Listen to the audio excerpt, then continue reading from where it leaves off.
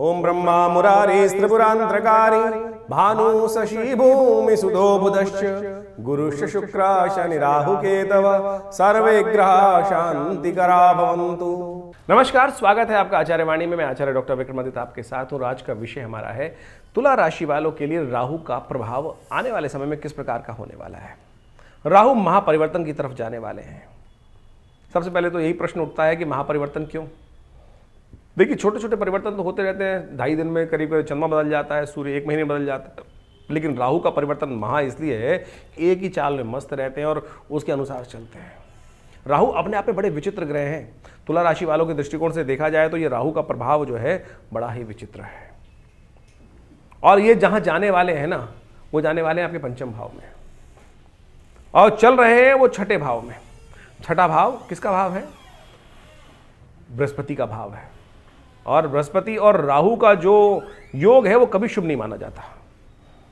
बृहस्पति और राहु का योग बड़ा विचित्र माना जाता है। बृहस्पति जब भी राहु के साथ जुड़ेंगे तो वो कहीं ना कहीं दोष उत्पन्न करेंगे।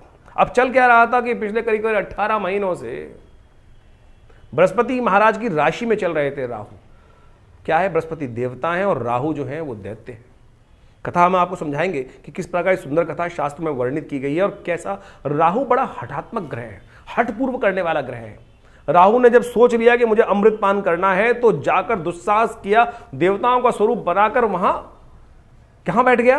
देवताओं की लाइन में जाके बैठ गया और सोचे अपने मंतव्य को पूर्ण करने के लिए भगवान की चाल को पहचान लिया। उसने उस रात पर ब्रह्म की चाल को पहचान लिया जिसको बाकी राक्षस नहीं पहचान पाए, कि मोहिनी अवतार में भगवान को पहचान गया वो। यानी अपने कर्तव्य को, अपने कर्म को, अपनी इच्छा को पूर्ण करने के लिए दुस्साहसपूर्ण वहीं चल रहा है आपके राहु।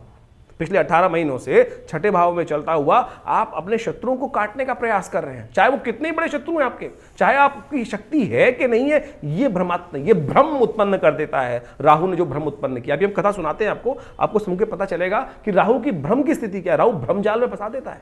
राहु धूम्र कारक ग्रह, छायापूर्ण ग्रह, और वो छाया की स्थिति जो है ना, वो क्या होती? छाया।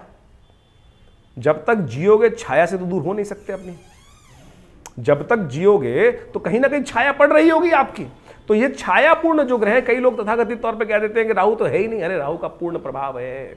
राहु मुख्य ग्रहों में रूप में आता है। नैसर्गिक दृष्टिकोण से इतना ताकतवर है कि सूर्य जैसे ग्रहण को, जो सूर्य बाकी सब ग्रहों को लोप कर देता है, राहु उनको ग्रसित कर देता है। ठीक है, वो 2 मिनट के लिए ग्रसित कर पाए, आधे घंटे के लिए ग्रसित कर पाए, पूरी जिंदगी के लिए ग्रसित नहीं कर सकते। तो ये भ्रम को आपको समझना है। अब राहु आपके बुद्धि में जाने वाले हैं। कब जाने वाले हैं? शाम को 5:08 पर, और रहेंगे यहां पर दिसंबर 2026 तक। क्या है? बुद्धि। लेकिन अच्छी बात, अब बहुत सारे लोग तथाकथित तौर पे कह सकते हैं बुद्धि में जाके तो राहु भ्रमित कर देंगे। अरे नहीं भाई, सोचो मूल क्या है। राहु जो है वो जा रहे हैं शनि के घर। ज्योतिष जब सीखी जाती है तो कहा जाता है कि शनि और राहु एक ही साथ, यथा राहु तथा शनि, यानी शनि और राहु जो है एक ही प्रवृत्ति के ग्रह हैं। बृहस्पति के घर बैठे थे तो वहां क्या होता था कि वहां पर बड़े संकोच में थे, करूं ना करूं, यहां तो अच्छा चीज है ही नहीं। आप किसी अपनी प्रवृत्ति वाले, अपने दोस्त, खास दोस्त के जाएंगे तो क्या होगा? आप खुलकर बैठेंगे, खुलकर काम करने का प्रयास करेंगे। लेकिन कहीं किसी बड़े व्यक्ति के घर पहुंच गए जो या उसमें और आप में स्टेटस में बहुत फर्क था, हर चीज में संकोच करते रहेंगे और कहीं ना कहीं भ्रम उत्पन्न कर सकते हैं। अब राहु के नेगेटिव प्रभाव को यदि आपने समझ लिया तो सुख व पूर्ण कल्याण कर सकते हो। राहु बुद्धि वाले भाव में जा रहे हैं, संतान वाले भाव में जा रहे हैं। जैसा एक बात समझे, कुमति सुमति सबके उर रहें, तुलसी बाबा ने लिखा है कि कुमति और सुमति सबके मस्तिष्क में रहती हैं। अब राहु के पॉजिटिव इफेक्ट को आप चाहते हो। राहु अपने मित्र के घर जा रहे हैं, खुलकर काम करने वाले हैं, लेकिन बुद्धि को भ्रमित कर सकते हैं। ये बात ध्यान रखना। यदि बुद्धि के भ्रम के जाल से आप निकल गए तो ये राहु वारे न्यारे करने के योग बना सकता है। ज्योतिष क्या है? ऐसे समझे कि प्रभाव को दिखाता है और समझाता है आपको। विज्ञान वही करता है। सूर्य जो है अपना ताप दे रहा है, लोगों ने उसके महत्व को समझा नहीं। आज विज्ञान ने उसके महत्व को समझा, बिजली बना दी, पानी गर्म करने की व्यवस्था कर ली उस गर्मी से ही। केवल यही नहीं, सनस्ट्रोक ही नहीं होता राहु सूर्य से, सूर्य इस संसार की प्रवृत्ति भी करता है, यानी उस नेगेटिव प्रभाव को पॉजिटिव करने का योग बनाता है। तो यानी जो राहु की युति जो यहां शनि के साथ, शनि के भाव में होने वाली है, ये यदि आप इसके भ्रम से निकल गए, नेगेटिव का, बुद्धि को नेगेटिव प्रभाव, देखिए इतनी बुद्धि हर एक के अंदर होती है कि कौन सा काम गलत है, कौन सा काम अच्छा है। साहस, दुस्साहस करने से बचे, साहस के लिए प्रवृत्ति करेगा राहु। राहु आपको खुलकर काम करने की व्यवस्था करेगा। संतान के साथ आपके संबंधों को खराब करने के योग बना सकता है अगर आप जिद में अड़ गए तो। बच्चों को, जब बच्चा बड़ा हो जाए ना, जब आपके बच्चे के पैर की जूती में आपका पैर आने लगे, तो ये समझ लेना चाहिए कि वो दोस्त है आपका। दोस्ती से, प्यार से, हठपूर्वक नहीं। राहु हटी है। यहां हट यदि आई तो जीवन में कष्ट देने के योग बना देगा। हट से बचने का आपको प्रयास कर लेना चाहिए, तो आपके लिए अच्छा होगा। यदि व्यवहार कुशलता रही तो धन भी देगा। राहु आपके पंचम भाव में आकर व्यवहार के अनुसार से लाभ भी देगा। संतान सुख भी प्राप्त करने का योग बना सकता है। और जिनके जीवन में संतान का सुख नहीं बन रहा था पिछले 18 सालों, बहुत लंबे सालों से, यदि यहां हटता देता है राहु, चाहे तो इस संतान सुख का देने का योग बना सकता है। उपाय बहुत है, वो भी हम आपको बताते हैं, वो करेंगे तो बहुत अच्छा होगा। लेकिन पहले राहु की कथा समझ ले कि राहु की कथा है क्या। राहु की कथा से ही आपके जो भ्रम है वो दूर होने के योग बनेंगे। कालगणना के अनुसार से हमारे पुराणों इत्यादियों में बहुत सारी कथाएं इंगित की गई हैं। राहु, जैसा हमने आपको बताया, एक बड़ा हठी ग्रह है। आपको इसकी पुरानी कथा तो समझ में आती होगी, बहुत सारे लोगों को शायद ज्ञान नहीं है। उसके संबंध में समझ लीजिए कि राहु का प्रभाव हठी क्यों है। कहा जाता है संसार के अंदर विशेष तौर पर समय समय पर विभिन्न घटनाएं घटी। एक बार संसार में समस्त कहा जाता है कि देवताओं और दैत्यों ने मिलकर सोचा कि अब संसार में बहुत सारी निधि की समाप्ति हो गई है, बहुत सारे चीज़ें कम हो गई हैं, निधि समाप्त हो गई थी संसार से। महालक्ष्मी जो है वो सागर में विराजमान हो गई थी और पूरे संसार से ऐश्वर्य, समृद्धि इत्यादि धीरे धीरे क्षय हो गई थी। तो कहा जाता है कि आवश्यकता आविष्कार की जननी है। जिस प्रकार से तो देवताओं ने और दैत्यों ने मिलकर कुछ विचार किया, क्यों ना शोध किया जाए, मंथन किया जाए। तो उन्होंने सागर मंथन करने के लिए सुंदर व्यवस्था बनाई।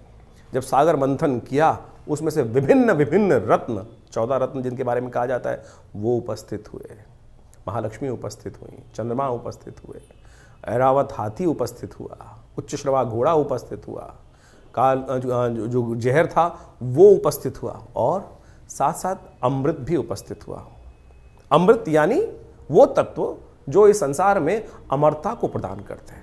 हम सब मानव हैं और हम सब की इच्छा क्या होती है, किसी प्रकार भी संसार में मृत्यु लोक में आने के बाद जाए ना, अमृत तत्व तो किसी ना किसी प्रकार से मिल जाए। देवताओं और दैत्यों में भी यही बहस की मुद्दा बना। अमृत तत्व तो निकला जब मंथन से। रिसर्च करोगे तो कुछ ना कुछ, जब मंथन करोगे तो कुछ ना कुछ अमृत निकल के ही आएगा, कुछ ना कुछ लाभ प्राप्त होगा ही होगा। जैसे दूध को मथा जाए तो उसमें से मक्खन निकलेगा ही। हर एक की इच्छा होती है मक्खन को किसी प्रकार से उपयोग किया जाए, लेकिन जो ग्वाला होता है उसको निकाल कर बेच देता है, पैसा कमा लेता है उससे। उसी प्रकार से जब अमृत निकल कर आया तो अब देवताओं ने और दैत्यों में छीना झपटी शुरू हुई।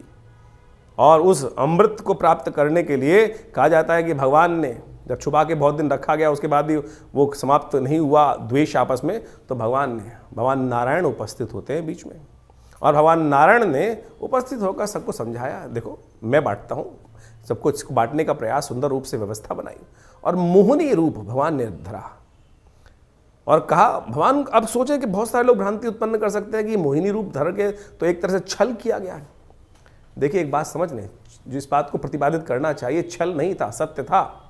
इसलिए था कि दैत्यों को अगर आप दे देते, गलत व्यक्ति के हाथ में अगर पावर दे दोगे, इस वक्त विश्व की सबसे बड़ी जो मिसाइलें हैं किसी गलत व्यक्ति के हाथ में आ जाएं, तो वो क्या करेगा, विश्व को डरा धमका कर सब कुछ अपना वर्चस्व स्थापित कर लेगा। तो भगवान नारायण ने जो सुंदर व्यवस्था बनाई कि अमृत तत्व का उपयोग दैत्य किस प्रकार से करेंगे, देवता किस प्रकार से करेंगे, वो पहले से ही अच्छे से समझते थे। तो उन्होंने सुंदर व्यवस्था को बनाने का प्रयास किया कि दैत्यों को किसी प्रकार भी अमृत नहीं मिलना चाहिए। उन्होंने देवताओं को और दैत्यों को अलग अलग पंक्ति में बिठाया और कहा जाता है कि जैसे ही वो अमृत तत्व उनको पिलाते थे, और देवताओं को अमृत पिलाते चले जा रहे थे, और जब अपनी माया से वशीभूत करके दैत्यों को सुरा यानी कुछ साधारण जल जो था वो पिलाते चले जा रहे थे। सबको लग रहा था कि अमृत तत्व प्राप्त हो रहा है, लेकिन भगवान का जो स्वरूप था मोहिनी अवतार में सारे संसार को मोहित कर कर इस प्रकार की व्यवस्था बना रही थी। कहा जाता है एक राक्षस था, शास्त्र में उसकी अनेक अनेक कथाएं हैं, लेकिन हमने जितना अध्ययन किया, स्वर्ण नाम का एक राक्षस था। उसने इस छल को देख लिया, पहचान गया भगवान को कि भगवान क्या कर रहे हैं कि देवताओं को अमृत पिला रहे हैं और जो दानव हैं, दैत्य हैं, उनको अमृत की जगह कुछ और पिलाया जा रहा है और समझ में किसी को आ नहीं रहा है। तो वो चुपचाप उस पंक्ति से, दैत्यों वाली पंक्ति से निकल कर कहा जाता है कि देवताओं की पंक्ति में स्वर्ण नाम का राक्षस जो था, दैत्य था, और कहा जाता है वो उत्पन्न ऋषि कश्यप से हुआ था और सिंहिका नाम की उसकी माता थी, और वो वहाँ कश्यप गोत्र है उसका, जो राहु है उसका कश्यप गोत्र माना जाता है। कहा जाता है कि वो वहाँ जाके देवताओं की पंक्ति में बैठ गया, और जैसे ही वो बैठा जाकर और भगवान पिलाते पिलाते उसकी बारी आ रही थी, ये छल जो था, ये सांप जो किया इसने, जो स्वर्ण नाम के राक्षस ने देवताओं की पंक्ति में आके बैठने का, ये पहचान लिया किसने? सूर्य ने और चंद्रमा ने। सूर्य और चंद्रमा ने ये सूचना देवराज इंद्र को दी, और देवराज इंद्र ने ये सूचना जैसे ही भगवान को दी कि भगवान आप जिसको अमृत पिलाने जा रहे हैं वो देवता नहीं, राक्षस है, दानव है, स्वर्ण नाम का राक्षस है। तो भगवान ने जैसे ही पान करवा रहे थे भगवान उस देवता स्वरूप में बैठे हुए उस राक्षस को, स्वर्ण को, तो उसने जैसे ही पान किया तो भगवान ने जैसे ही उसको मुंह में जा चुका था उसके अमृत जो था, भगवान ने चक्रधारी भगवान ने चक्र चलाकर उसकी गर्दन काट दी। जो मुख था वो राहु बन गया और जो अधोभाग था वो केतु के रूप में उपस्थित हो गया। तो समझे ये स्वभाव कैसा है। अब यहां राहु की उत्पत्ति हो जाती, ये है राहु। राहु की हठता थी, अमृत का पान कर चुका था तो इसलिए अमर हो गया। हमेशा बहुत सारे लोग राहु को मानते नहीं है कि ग्रह है। अरे भाई वो वास्तविक छाया नहीं, वास्तविक सत्य है, हठी है। आपकी राशि में जिस प्रकार का प्रभाव उत्पन्न करेगा आपको समझना चाहिए। ये पुरानी कथाओं को आदि भौतिक आदि दैविक रूप से यदि आप उसको सत्य को समझ लें तो जीवन में उस वास्तविकता को क्या प्रभाव उसका होगा, यहीं से प्रभाव निकल कर आएगा। वो राहु का जो प्रभाव है छल रूप से करके, यानी क्या छला उसने? अपने उस मंतव्य को पूर्ण करने के लिए उस राक्षस योनि से हटकर देवताओं की पंक्ति में जाकर बैठ गया और भगवान तक को, सोचें कितनी बड़ी सुंदर ये कथा क्या समझा रही है कि भगवान तक को, यहां भगवान ने नहीं छला, यहां भगवान तक को छलने के लिए राहु उपस्थित हो गया। तो राहु इस प्रकार का ग्रह है कि जो आपको किसी भी धर्मात्मा व्यक्ति को छल सकता है अपनी हठता को पूर्ण करने के लिए। तो इस भाव को समझें कि राहु क्या प्रभाव आपके जीवन में उत्पन्न कर रहा है। ये हमने जो राहु का ग्रह का प्रभाव आपको बताया ना कि आपकी राशि के अनुसार से आपकी जन्म पत्री में किस भाव में कहां बैठकर किस प्रकार का प्रभाव उत्पन्न करेगा, क्या कराएगा आपके लिए। तो सत्य रूप में इस कथा को हमने इसलिए उपस्थित किया है कि वो आप समझ सकें राहु का प्रभाव नेगेटिव भी होता है, पॉजिटिव भी होता है। हर व्यक्ति के अनुसार से ऐसा नहीं है कि नेगेटिव ही होगा। तो आपकी राशि के अनुसार से जो प्रभाव हमने समझाया है उसके लिए आपको सही रूप से कुछ उपायों की आवश्यकता है। तो तुला राशि वालों, आपने समझा कि किस प्रकार से राहु का प्रभाव है, राहु है क्या, उसके स्वभाव को समझने के लिए ज्योतिष ने हर चीज के लिए उत्पत्ति की रास्ता समझाया है। ये उत्पत्ति से स्वभाव समझ में आता है, प्रभाव समझ में आता है। नहीं तो मनोमस्तिष्क में हम लेके बैठे कि राहु तो नेगेटिव है। नहीं भाई, राहु जो है बड़ा साहसी ग्रह माना जाता है और विश्वास दिलवाने वाला ग्रह माना जाता है। और आपके जहां पर वो बैठा है, बुद्धि वाले भाव में बैठा है, यदि आपने राहु के नेगेटिव प्रभाव को दूर करने के लिए सुमति का सहारा ले लिया तो ये देख लीजिए राहु कन्वीनियंट स्थान पर है और बहुत रूप से इस 18 महीनों में आपके लिए बुद्धि के द्वारा कैसा जंजाल बन सकता है कि जिसमें बहुत सारे लोग फंसकर आपके लिए लाभ के रास्ते बना सकते हैं।